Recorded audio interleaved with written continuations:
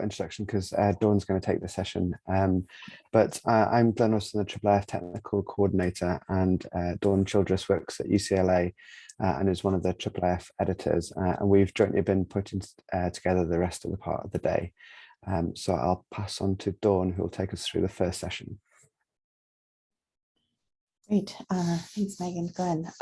Yeah, so in our first session today, we have a panel where we have 4 different panelists who will be talking about migrations and co-implementation. So migrating from version 2 to 3 or co-implementations of 2 and 3.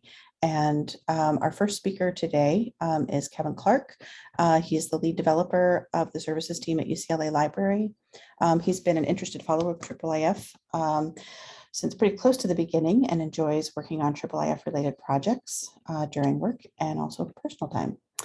And then after Kevin, we have Henri Auger. He's a research and development engineer at the Bibliothèque Nationale de France, currently working on the Libraries of the Middle East project, where he's implementing the latest IIIF APIs, both presentation and image 3, and the Mirador 3 viewer. And by extension, this will also support the Gallica project. And then third up, we have Michael Klein from Northwestern University Library, who will give us an introduction to Serverless IIIF, which is a very small, highly scalable, somewhat opinionated IIIF service for AWS.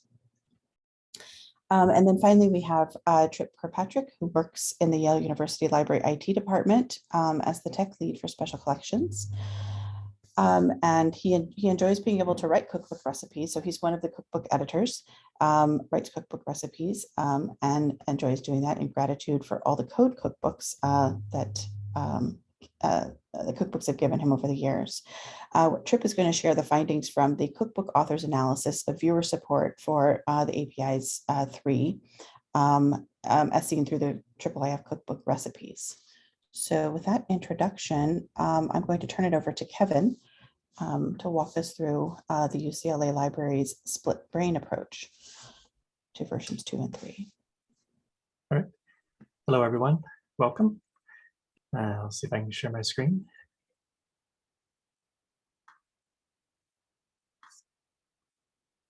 Okay.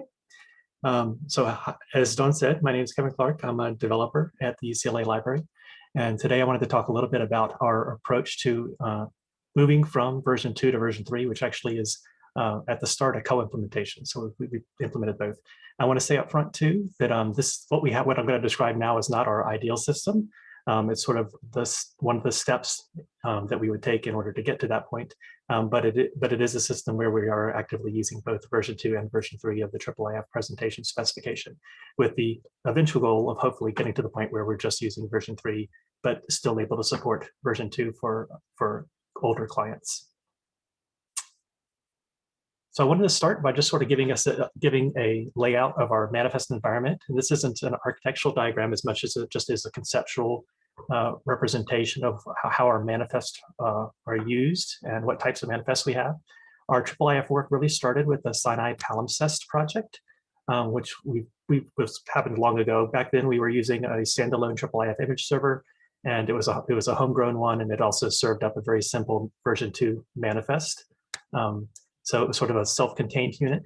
As we started to scale out and get larger and larger, we switched to using Cantaloupe, the IIIF image server, and we ended up writing our own manifest service or manifest server, which we called Fester. And the second sort of batch of materials that went into our IIIF infrastructure, and in this case into Fester, were our digital library images. And most of these were done using the version 2 presentation spec. And that, of course, is a really large bucket for UCLA. We're in the process of doing those. We've done a lot of them, but we still have a lot more to go in our conversion process out of our old system into the IIIF infrastructure. And then thirdly, we started working with the Sinai manuscripts project. And the manuscripts project is only treated differently here because it had different authorization requirements. But as you can see from the diagram, that both the palimpsest and the manuscripts were using Mirador as a client, IIIF client, whereas the digital library images and then the next category the digital library AV materials are both using UV, a universal viewer. And so the digital library AV materials are actually when we first started implementing the version 3 specification within our software stack, and we've continued to, and we're growing that. That's still sort of a fledgling collection, but it's being, as things are being moved over from our old system into the new infrastructure, that's getting larger and larger. So all of those things, I should mention that even though those are separate buckets within the Fester diagram there, they're really treated as the same thing within Fester. There's no distinction between the different collections. Fester just handles manifests, and it doesn't really care where the manifests come from. So I thought I would sort of describe our basically how our Fester service works, and then to get to the point of how we added version 3 support into it. The service by itself is actually pretty simple. It just will take manifests through gets, and we'll take them through puts and return them out to a viewer through gets, and we can delete manifests in the system that we want. That's pretty easy. The bulk of the work is really done through our CSV importer. So most of our materials are coming out of a legacy system, and they're coming out as CSV, and they get imported into our IIIF infrastructure using this CSV format. So the Fester manifest service will take the CSV format and turn the incoming CSV data into a manifest of some type, and then sort into an S3 bucket. So it's a pretty simple design. Most of the work is done in the CSV importer piece of it. And that's what we had to modify in order to add version 3 support into our stack. We still, because there are some things that we still like about the client's representation of version 2 manifest, we haven't completely switched over to version 3 for everything. So we wanted the ability to be able to generate version 2 or version 3 manifest as we wanted. So the CSV importer is basically an endpoint on our Fester service, and we have a Python client app, or also a web page that'll submit CSVs to this endpoint. And so the client app is primarily for the librarians to use when they want to be able to run imports from their own workstations. And then alternatively, there's the web interface, which may be a little more user-friendly. But the CSV importer basically takes ingest the CSV to be ingested, and then it hands it off, it routes it through our Fester system, and it determines whether it needs to send it to the worker that's going to do the conversion into version 2, or the worker that's going to do the conversion into version 3. And those workers then will take that CSV, take that out of the CSV, generate the manifest, and put it in our S3 bucket. So really the two components of what makes this work are Jiffy presentation, which is an underlying IIIF presentation library in Java, and then of course the Fester application itself. The Jiffy presentation library, which can be used outside of the context of Fester, basically does the reading and writing of the manifest structure. So it can read a manifest in, it can write a manifest out, and then it provides a programmatic interface or a model that can be used then to manipulate manifests once they're in that form. So as we're generating in the context of Fester, once we get the CSV data in, we're using the API of the Jiffy presentation library to generate this manifest, and then Fester will take that and do something with it.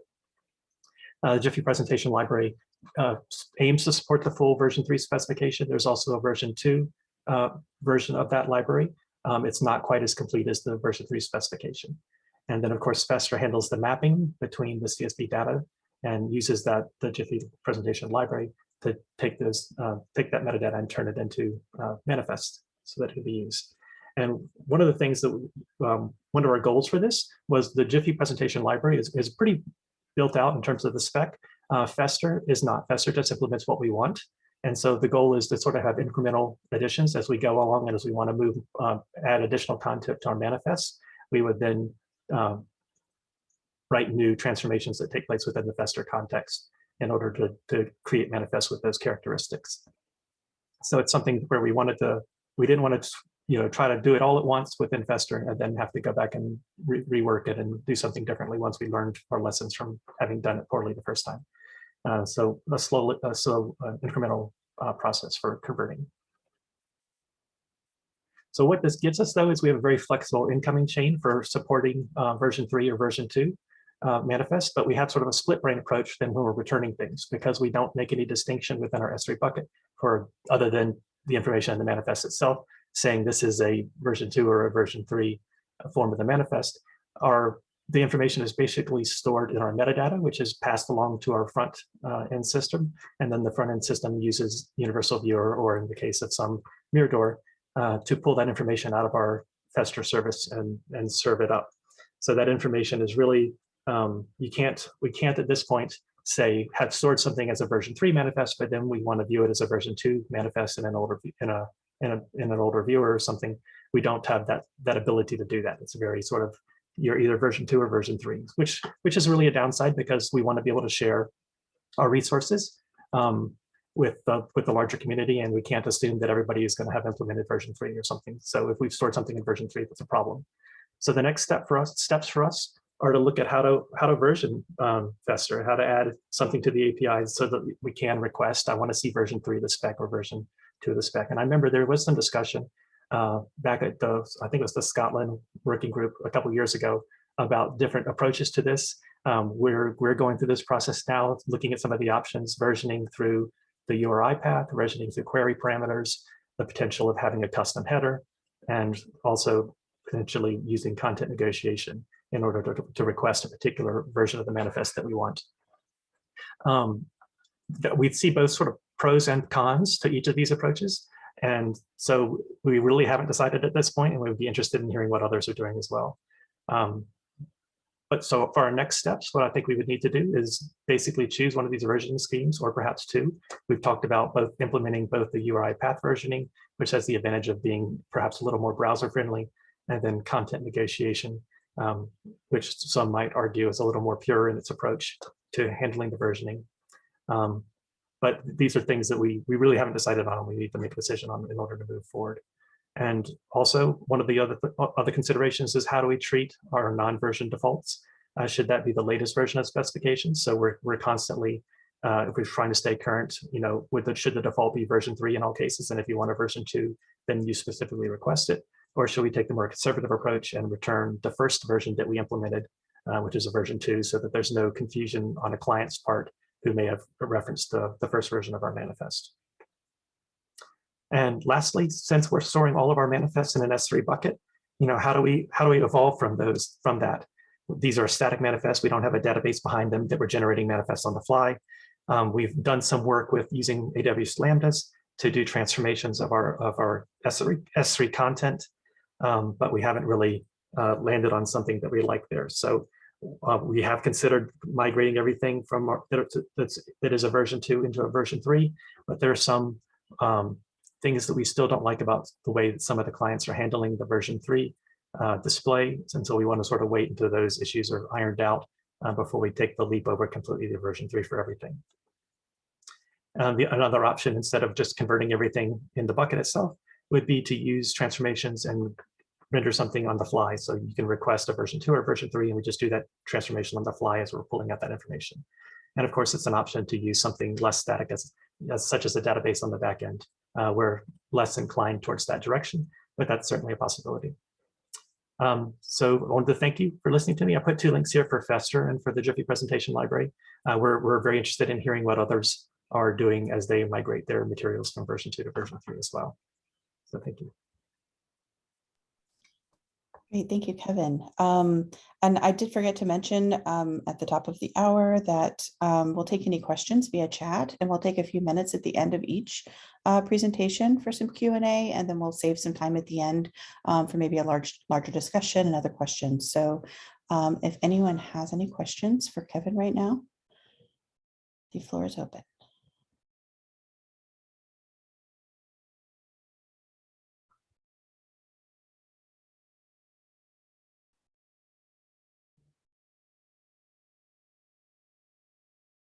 Okay, well, we'll let people think on it for a few minutes.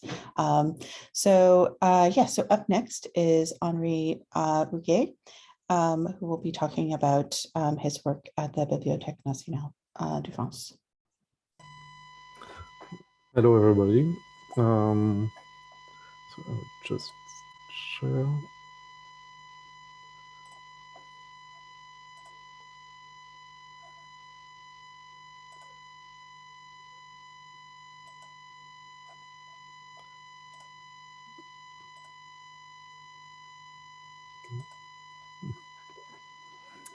We at the BNF we started to work on migrating to version 3 of the image and presentation API for the last couple of months. There is a project called Bibliothèque d'Orient, which is libraries of the Middle East. That is financed by the Mellon Foundation, which aims to build a website to be able to show the documents related to the exchange between Europe and the Middle East. And one of the key elements for this project is to include the latest version of the IIIF APIs and to have a viewer to be able to look at the document. So at the BNF before this project, we currently have the image API version 1.1 and the presentation API version 2.0. And the idea to migrate to a new version was to create a new server that will be responsible to manage the different APIs, especially for the project Gallica. So it was also an opportunity to start with a better technical stack. So we used Java 11 and Spring 5. We used after digging a little bit around, I found out about the Jiffy Java library by Kevin. And so I used it for the presentation API version 3 to be able to build on the fly the manifest. So it's a really neat library. For the image transformation server, we already had something which was working pretty well. So there was almost no impact on the server while migrating to the version 3 for the image API. We have C++ library on top of ImageMagick and Cantaloupe. And we communicate with this library through a Java layer. To me, the main difference between the version 2 and the version 3 is the upscaling beyond the semantics change. And the upscaling was already handled easily with ImageMagick. So almost no work has been done on this. And also I've included the fact that we are thinking about using an API manager and a gateway in front of those IIIF APIs, because we sometimes have huge harvesting issues. And so we want to be able to use those tools to be able to do some rate limiting, especially on the size of the query, not only on the number of the queries. Because like if you ask for thumbnails, it's okay, but if you ask for high-res images, it's not the same impact on the server. And we want to maintain an access to the images for everybody, and not have a service done because one user is harvesting the server.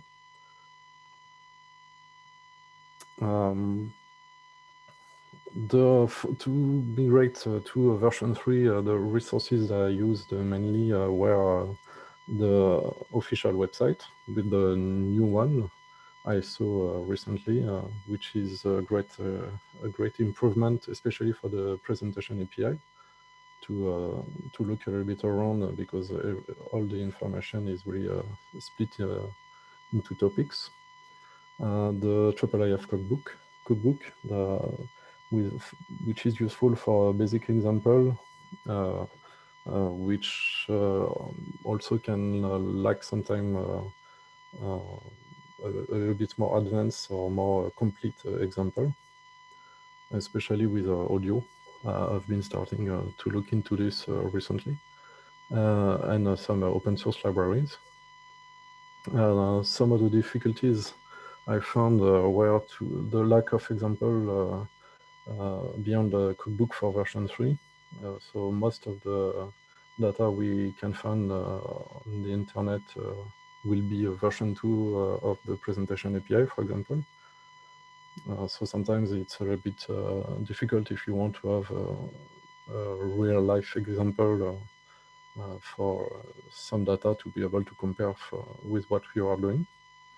And the viewers are not completely up to speed, mainly the plugins for Mirador 3, for example, that I'm using. Some plugins like the OCR plugin, which allows to put the OCR data on top of the image is not working with version 3 of the API. Also, we had some technical consideration. So most of them were based off the last part. So we are doing everything on the fly. We are building the manifest on the fly. And it can be a little bit demanding because we need to find, we need to parse XML data for the table of contents. We need to parse XML data for the OCR data. Even if we can layer the manifest, meaning that we can just embed or URL reference to the OCR data, for example, for the supplementing annotation. Still, it can be quite demanding. So we've been thinking about having static manifest, for example, or the middle solution having cache to be able to improve on the performances. The problem with static data for us is that we have if we have a new table of content, if the table of content is improved, for example, or if we have a new OCR data, it can be a little bit complicated to manage a huge number of manifests if all this data is stored in a static way. So right now we are still doing it on the fly.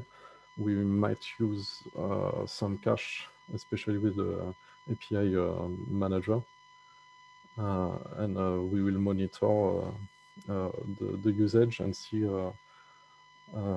where we can improve the performances and how people will be using those APIs.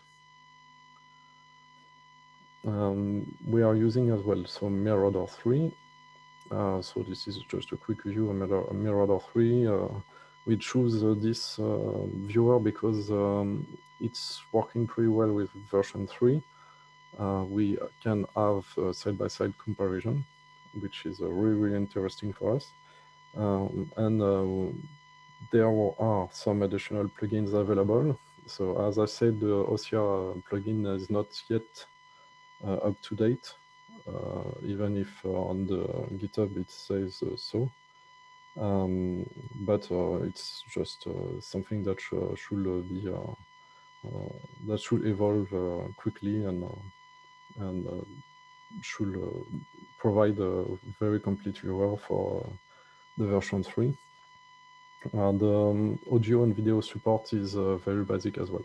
So that's something I've been toying a little bit with recently, and that's just something to keep in mind. Might have some improvement on this topic. Regarding the legacy, so because we did have some, we do have, sorry, some already existing IIIF APIs. I chose to keep them available because people are still using it, and we don't really know if some people have built some solutions or some specific access on top of those.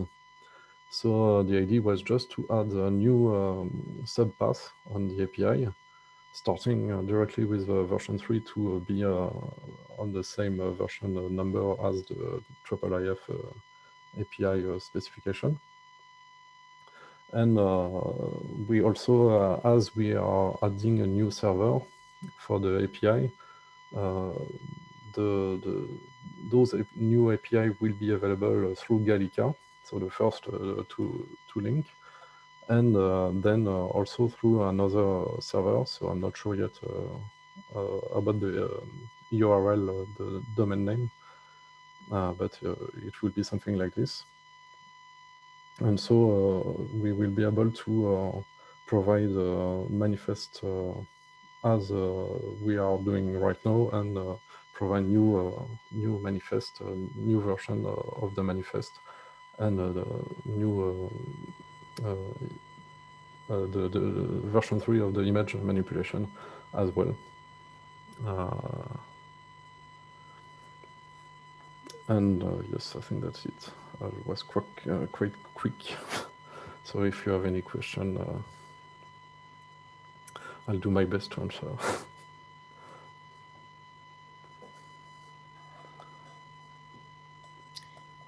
Thank you, Henri. So do we have any questions? Just a comment. Nice to see what BNF is doing for API versioning.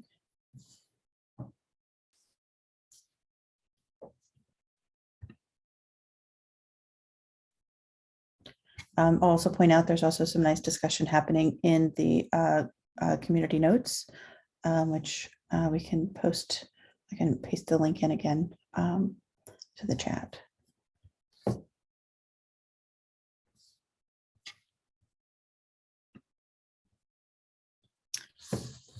Okay, then. So let's move on to Michael Klein from Northwestern, who is going to talk to us about serverless IIIF.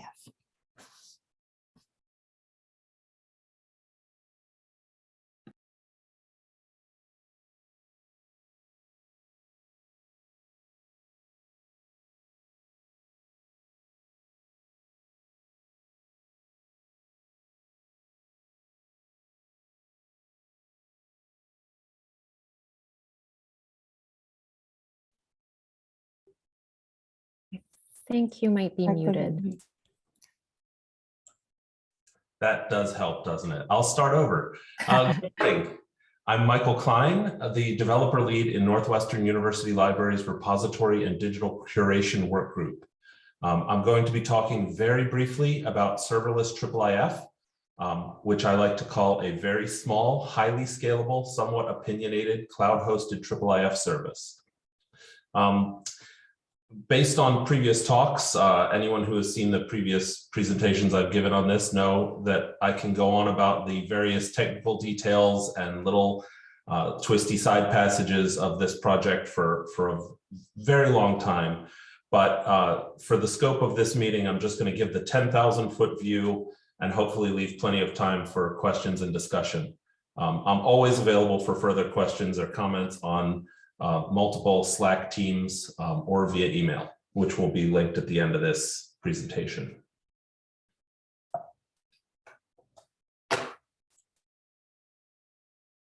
The history of this project is kind of interesting to me. In 2016, our central IT started encouraging different business units to build new applications or move existing applications and infrastructure to Amazon Web Services. This was an institution-wide, enterprise-wide push, and it also gave us access to a whole lot of infrastructure without incurring a whole lot of cost or business overhead, because they really wanted they wanted us to pilot enough that they were willing to sort of give us carte blanche to do what we wanted to do there. So in 2017, we moved our audio-visual repository built on the Avalon Media System from our on-premise data center to AWS, got some of the growing pains and bumps out, and really learned how to make stuff work in the cloud from that project. By 2018, we had both the AVR and also 2 other Samvera Hyrax-based applications running in different staging and production environments on AWS, all maintained through the Terraform infrastructure management system. And in doing so, we replaced several self-managed services with AWS managed services. We stopped maintaining our own database server in favor of their RDS system. We use their Redis Elasticache. We use their Elasticsearch system. And I'll get into that a little bit more in coming slides. But we were also using Amazon S3 for storage of our preservation copies and access derivatives. Some of the philosophies that we've adopted about developing and deploying to the cloud involves sort of changing the way we think about how to run and manage software. We focus on services, not servers. It's the running code that's important, not where it runs or how it's maintained. Following on that is that availability is way better than uptime. I don't care if a server is running 24 hours a day, as long as it has a quick enough spin up time that it can fire up on demand as if a server was running. That also helps us scale up and scale back and save money. And following on that, all instances of all software should be considered ephemeral. Anything that is permanent, we tend to have running as an AWS managed service, not one of ours. Everything else we do, we consider that the hardware or virtual hardware or underlying system running it could just go away at any moment. And we try to prepare for that. That also means that local volume storage is an illusion. We try really hard not to write anything to quote unquote disk. And that leads us to the last point, which is never copy a file in its entirety when you can stream it. And especially if you can just stream the pieces of it that you need.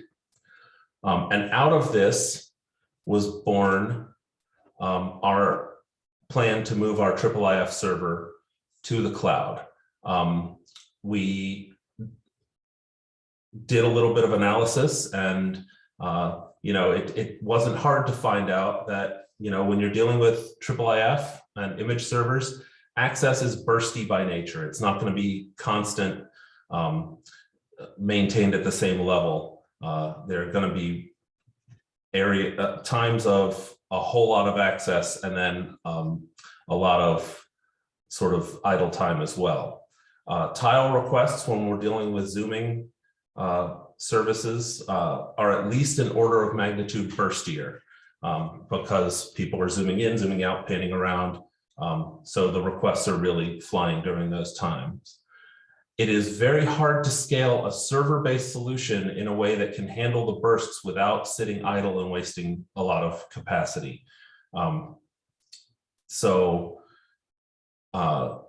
We started out with, at that time, with the Cantaloupe image server, which we found to be really powerful, really fast. Its flexibility is fantastic.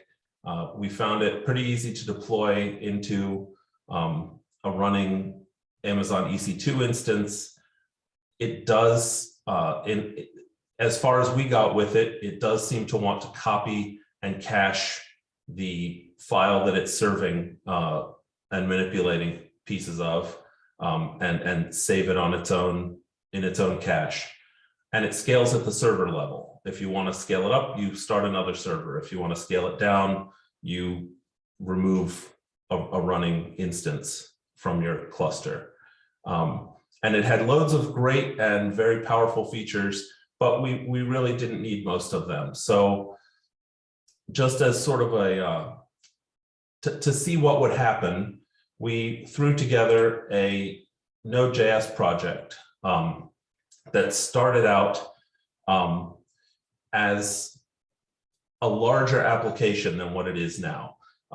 We wrote something that would serve exactly our needs and only our needs, to do exactly what we needed to do, read files from exactly where we were storing them in the exact format that we were storing them.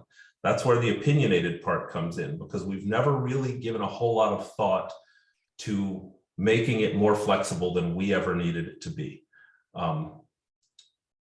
It is based on a node module called IIIF processor, which we also developed in-house, which is backed by the libvips image processing library via Sharp, which is a Node.js bindings for libvips. Our images are stored in S3, accessed by native JavaScript streams. So we just open a readable stream to an S3 object and pass that off to IIIF processor, and it only grabs the parts of the image that it needs to complete the work that it's doing. So for Open Repositories 2019, I extracted the tiniest proof of concept out of our monolith application to present as a lightning talk, just the concept of a full IIIF image API version 2 server in 500 lines of code or less. And that sparked some interest. I got a lot of great feedback, and something that just started off as a way of showing, hey, this is possible, ended up developing into a production system that I think Notre Dame was the first sort of to show interest and get it running in production, but they were followed pretty quickly by Princeton University, and also a project of the Royal Pavilions, Brighton and Hove in the United Kingdom. And it's just kind of stabilized from there. The first version was about 375 lines of code. I overestimated when I titled my lightning talk 500 lines or less. The current version, with a bunch of extra features that we needed and that we hope stay flexible for others, is around 700 lines of JavaScript, plus not including the tests and deploy scripts. And throughout all this, for the past couple of years, we've been maintaining the serverless IIIF repo, but we were still running our larger monolith application at Northwestern. We were not running our own open source project in any capacity here until about 2.5 months ago, when we finally got it all sort of refactored and worked it out. And now we are running serverless IIIF in both our staging and production environments. We also transferred ownership of both repos to the Samvera community. It's currently in Samvera Labs, but I think eligible for promotion anytime now. And we have at least one co-maintainer and multiple contributors, and it's really been great from there. The technical underpinnings of serverless IIIF are the IIIF processor node module, which takes a IIIF URL path part, and it parses that and processes it into either an image or an info.json result. Manifests are outside the scope of this project. We deal only with the individual image level here. We have the serverless IIIF project, which is a function, a wrapper for that node module that turns it into a Lambda function. A Lambda function is something that runs on Amazon's hardware. It's just a function. It's not a server. they spin up as many copies as needed to serve the requests that are coming in, and then they immediately vanish. You pay only for the time that the code is actually running down to the second. And they actually report out in milliseconds, even though they charge by the second. So it's in front of that is the Amazon API Gateway, which turns HTTP resource requests into AWS Lambda calls and returns the result to the client. There is a limitation inherent in API Gateway that I'm going to get to in a moment. But further down the stack, we use Amazon S3 to store our images and to cache some stuff. The application is deployed via the AWS Serverless application repository. If you're happy running the version that we have set up and you don't need to customize the code at all, it can be deployed in one click straight out of the Serverless application repository. And some of the more recent features we've added are the ability to put a CloudFront cache distribution in front of the API, which allows for image caching, and so you're running the Lambda less, saving some money.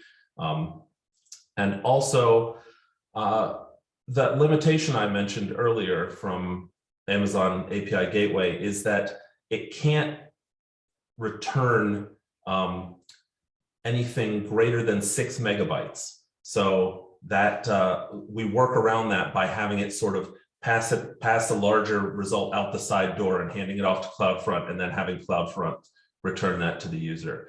And finally, the whole thing can be customized using CloudFront request and response functions for authentication, authorization, redirection, any other customization that needs to be done, adding headers to either the request or the response. We've been running it in production for almost 3 years. It costs us about $20 a month in storage for our pyramid TIFF derivatives. That's the format we use. The source image can be in any format readable by libvips. So we don't put any limitations on that. It's entirely up to the underlying library. And we pay about $30 to $60 a month in the computing and edge caching costs, which is a lot less than we pay for any of our other services that that receive fewer requests but require more resources. And that's all I have. Here's some information of where to find the code, where to find me, and I'm happy to talk about it anytime. Great, thank you, Michael.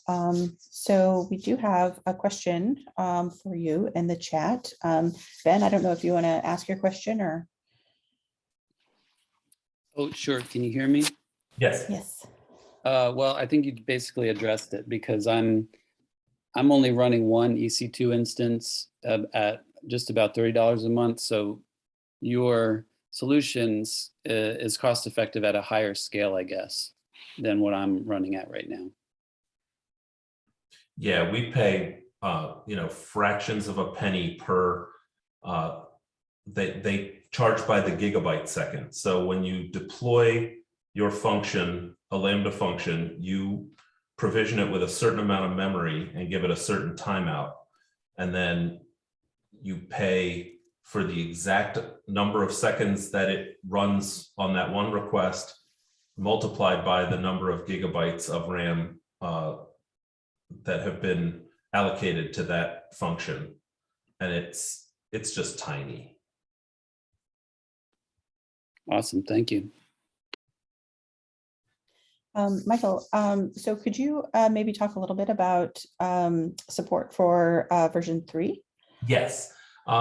Version 3 is on our roadmap. We simply haven't had the need to prioritize it yet. It would definitely come from the IIIF processor library, which is the top GitHub repo there. Yes, when Glenn first asked me about doing this talk, I did say that we don't yet have any support for version 3.0, but it is something that we have an issue in our GitHub repo for, and it's something that we want to be able to move toward. But it just hasn't sort of come up in our, it hasn't been driven by an internal need for it yet. Understood. And so, I mean, do you have any sense of, where some of the gotchas might be? Where some of the which? Where some of the issues or, barriers are, what might be some of the biggest challenges in that, if you have a sense of that yet, which you might not, and that's fair. I don't yet have a sense of it. I mean, I have been keeping up with sort of reading the specs, but I haven't really seen the 3.0 image API in action enough or interacted with it enough to know what's going to be required in the code. But I'm pretty optimistic that it's not going to be too overwhelmingly difficult to manage. If I can just quickly jump in, I wonder when you're looking at supporting version 3 with a serverless IIIF, just reflecting on the previous 2 presentations, where some institutions are trying to support both 2 and 3, whether you'll have to think about that in serverless IIIF, or whether you'll create like a version 3 version or a version 2 version, or whether you're going to have to kind of juggle with this kind of mixed split brain, as Kevin calls it, being able to do both versions. So I don't know whether that's going to be anything to worry about. I think we're pretty well positioned to support both at the same time. The IIIF processor library works by instantiating a JavaScript object. It's encapsulated in a class, or what passes for classes in JavaScript. So, we could pretty easily have a V2 and a V3 version of the object, which you would instantiate from the calling code, and then the API gateway that handles the resource routing by default uses /IIF/2/ID, and then the rest of it as the base URL for requests, which gives us a really easy way to just put in another route right alongside it that would be /IIIF/3. So I think we're in great shape there. Thank you. So now let's turn things over to Trip, who is going to talk about some of the support for version 3 in IIIF viewers. Trip. Great, thank you, Dawn. Let's see. Okay, I'm sharing. Let me get everything arranged properly. I'm probably not going to be able to see you, so if you need to give me the hook, you're going to have to just shout at me. Right, so this is a cookbook perspective on the Prezi 3 client adoption for the 2021 IIIF Fall Working Meeting. As it says there, I'm Trip Kirkpatrick, triplingual in Slack and many other places. This presentation is also thanks to the IIIF Cookbook Authors Group. Let's see, so I'm going to try and clean up quickly here so we can either have discussion of this or other presentations. So for, excuse me, for the purposes of this comparison, when we say clients, we're talking about these and these versions: Mirador v3, Universal Viewer v3. I'll refer to it as UV sometimes, pretty conventional, of course.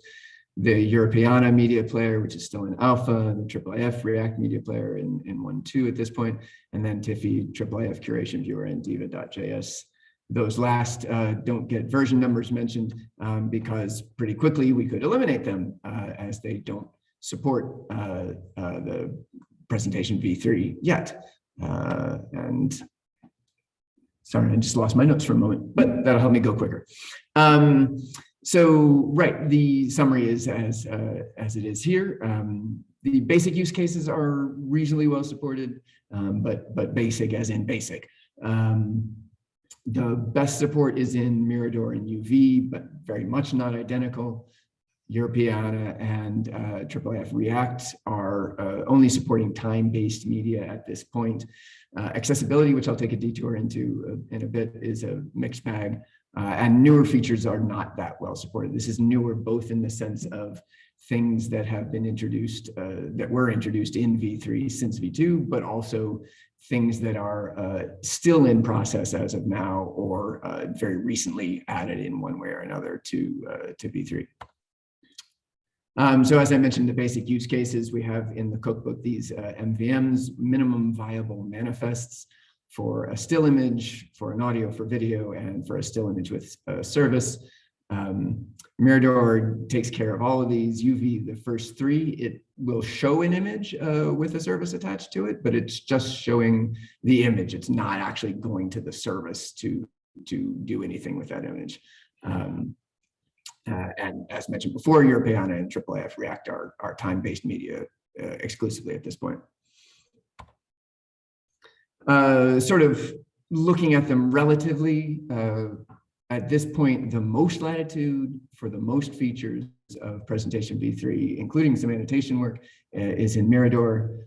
UV was early on in supporting some AV, and almost a little bit too early.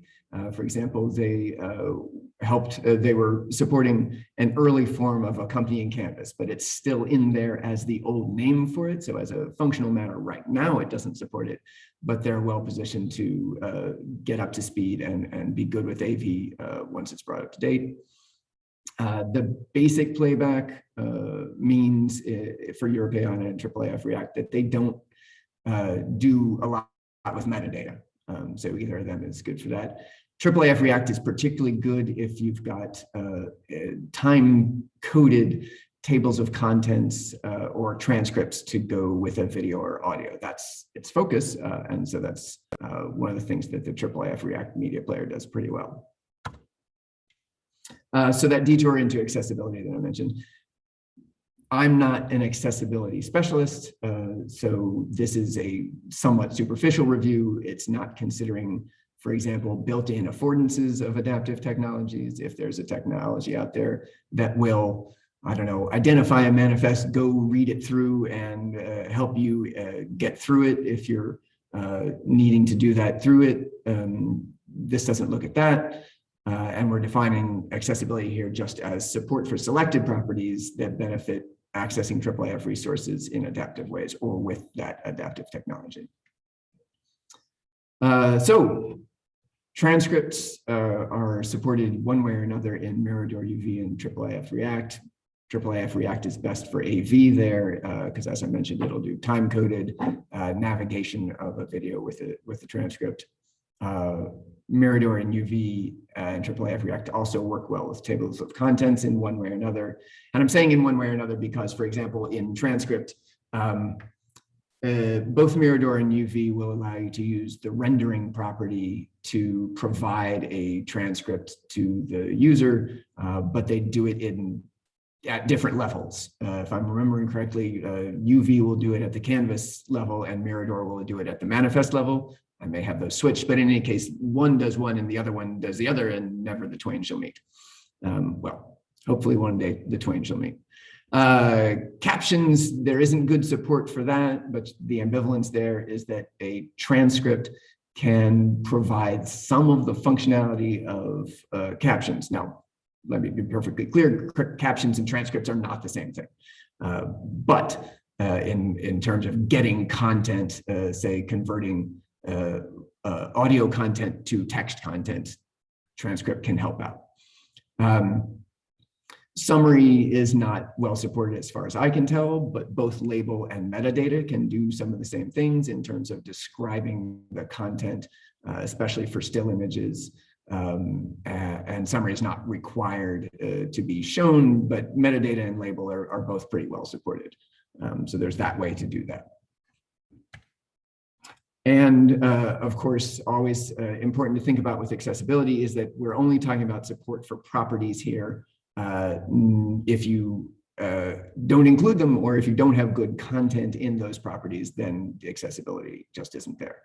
Putting that stuff in and putting good values in them, that's up to the resource creators.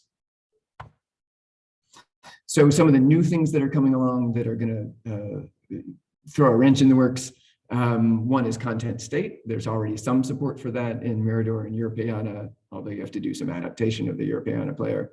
To the extent that a IIIF-content parameter in URIs can take a manifest and display it.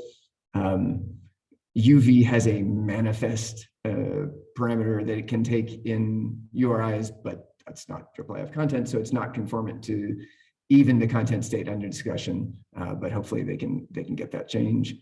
Motivation in transcripts, property will change some implementation needs. Auth, which is pretty important, is not looking great, but it's still in progress also. And navplace extension for map-based interfaces has been approved.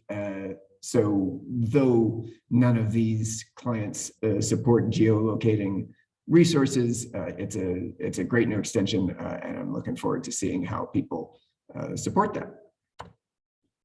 And so that wraps me up. Good. I was under time from what I thought it would be, and I just want to thank pretty much everybody who's been in the cookbook channel for helping out one time or another with recipes and with the cookbook process.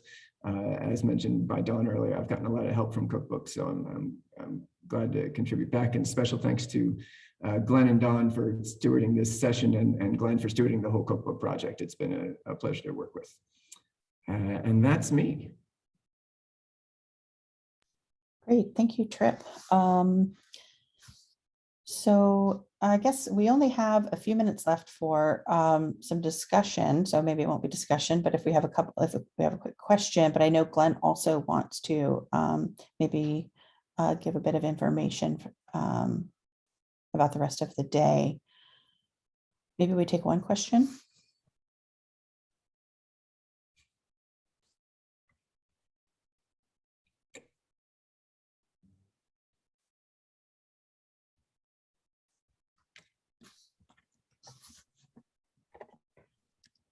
Or we can turn it over to Glenn. But let me just quickly add in those community notes, since we didn't have a lot of time left for discussion, I think it would be really wonderful if folks who are either migrating to 3 or adopting 3, to put their experiences in these notes. I think we'd love to hear from the community about what some of the barriers are, what some of the successes are, and things like that.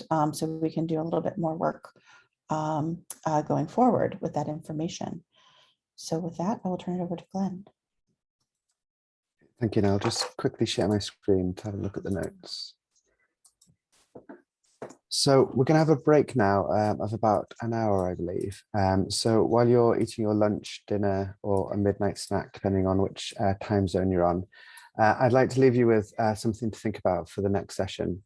So the next session is about what does IIIF look like in 4 years? And we're going to have 3 presentations from various people kind of giving their idea of where they hope to see IIIF in 4 years, but we'd really like to hear from the community. So in the notes document, if you scroll right to the bottom after the notes, you'll see I put this heading, what does IIIF look like in 4 years? And we're asking these 3 questions. So what do you think the IIIF specs should enable in the next 4 years? What tools would you like the IIIF community to develop? And this is all kind of in the overarching question about how do we keep IIIF current and useful for people.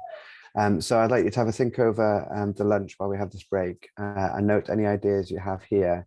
And also if you put your name next to it after we've done the presentations in the next session, I'll be calling on people. So have a think about it. Please put as many ideas as possible in there, and we'll discuss it in the next session.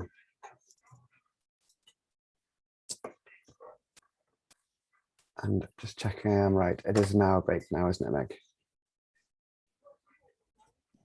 Yep. So we have an hour break. I'm actually going to stop the recording until we come back. Just to check with you, Glenn and Dawn, do you want to record the next session as well and then leave the 3rd one as the one that we just document in notes, or do you want to record everything? I think it would be helpful to record everything if that's possible, and maybe we can choose what we share, maybe. Okay. Because yeah, I'm hoping it's going to be a really useful discussion. So. Yes, exactly. We may not be able to get it all into the notes, so it might need another pass. Okay. Thank you. All right, great. So we'll see everyone back here in an hour for the next part of the session today. Great. Thank you, everyone. Thanks all. Thank you.